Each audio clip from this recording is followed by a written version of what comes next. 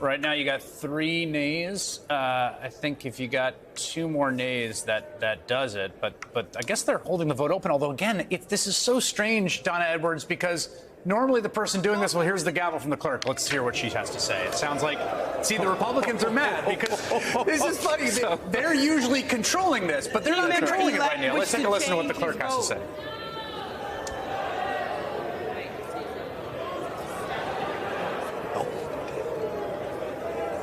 They're trying to get it.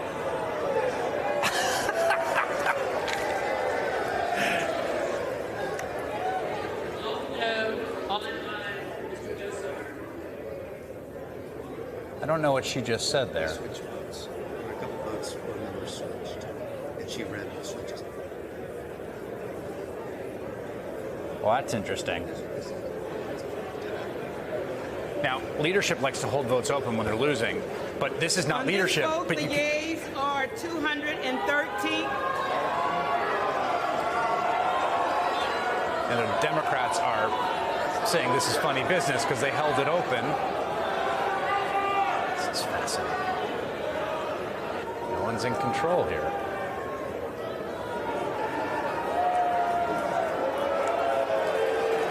Yeah, so Chris, the interesting thing here is when you have a partisan speaker, they will hold the vote open for their own purposes.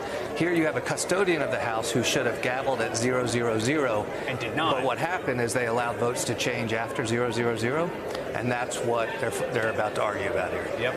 And a sense of dirty pool. Donna, is that your read on this as well? I mean, I sat in that chair with the gavel a lot, and I think that what's happened here is because you don't have a majority control, it's unclear to the clerk whether she should gavel this out and call the vote. And so I think there are Democrats now kind of calling dirty pool. Right. So what happened was it looked like the parliamentarian House passed a note to the clerk saying what the vote was, and she was preparing to call it and then stop.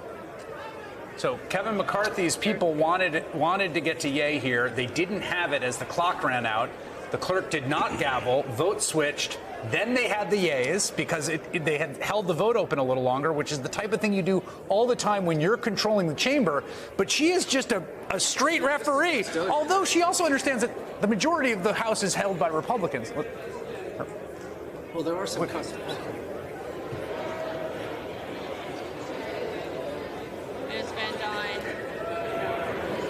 Her mic is not active. We can't get what she's saying. I mean, Chris, they are allowed to enable members to change their votes. That's right. That is within the rules. Absolutely. When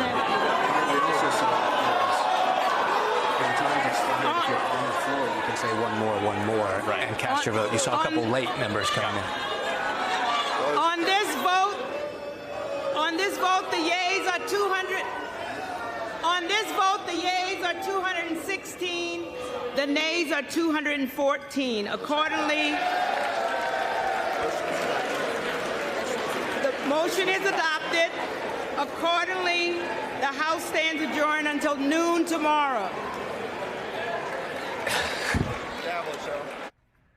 So just by the hair of his chinny chin chin, does Kevin McCarthy pull out a win on a procedural vote by 2 votes? What a moment of weakness that they are celebrating that they were able to shut down the House for the night so that their leader would not face another defeat in a vote. I mean, they were clapping over the fact that they were able to shut down the House tonight. The telling thing, though, is, this is important, that the Never Kevin crowd went along with adjourning, because we were going to learn a lot. If those 20 members had said, no, we want to hold Kevin's feet to the fire, they could have done that.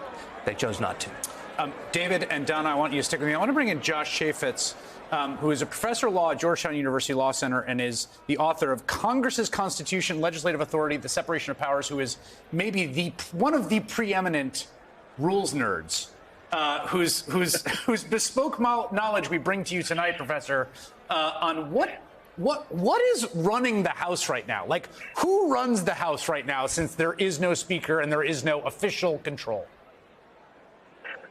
Well, so as we've seen, it's not always entirely clear, but the general principle is that the House runs on something called general parliamentary law.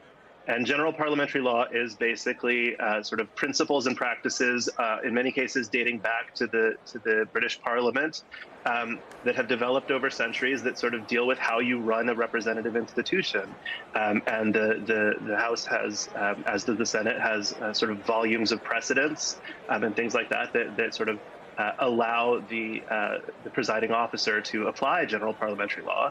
And of course, because no members have been sworn in yet and there hasn't been a speaker chosen, the presiding officer in this case, as we've seen, is the clerk from the preceding Congress. And that's sort of how the House of Representatives operates until it can elect a speaker and until it can adopt its new rules for the year. And so we see this every 2 years, but we usually just see it in miniature because it usually, usually the speaker is elected on the first vote and then they proceed immediately to adopt a rules package. What we're seeing now is something we haven't seen in almost a century, which is the operation of general parliamentary law now about to stretch into a third day. Yeah, and I mean, I don't want to read too much into the incredibly competent public servants who are acting their role as clerks and custodians of the House in a neutral fashion, but they've never done this either. I mean, you can sort of see it in their eyes that this is completely uncharted territory for anyone alive to be running the House in multiple days and multiple votes from that perspective of general parliamentary rule without control, right? Absolutely. And you can hear, I mean, so you can usually hear on the mic the advice that the parliamentarian is giving to the clerk as she presides. And the parliamentarians are very well versed in this stuff. They know this stuff cold, and they can give really good advice sort of in the moment.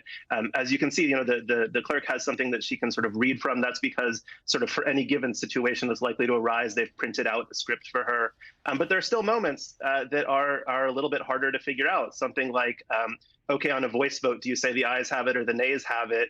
That you could see she was sort of paralyzed for a minute there, but she had to make a call because that's the next thing that had to happen before they could move on. Or like we just saw with sort of gaveling the vote to an end. Normally a 15-minute vote in the House means minimum of 15 minutes. It's meant to prevent a quick gavel ending the vote. But we often see 15-minute votes in the House that last 45 minutes or an hour.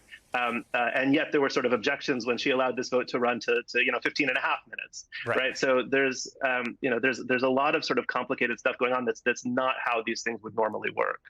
And usually that's because they're being run by one party or the other. Joshua Chafetz, who is an indispensable font of knowledge on all this. Thank you so much for your time tonight and for sharing that knowledge with us.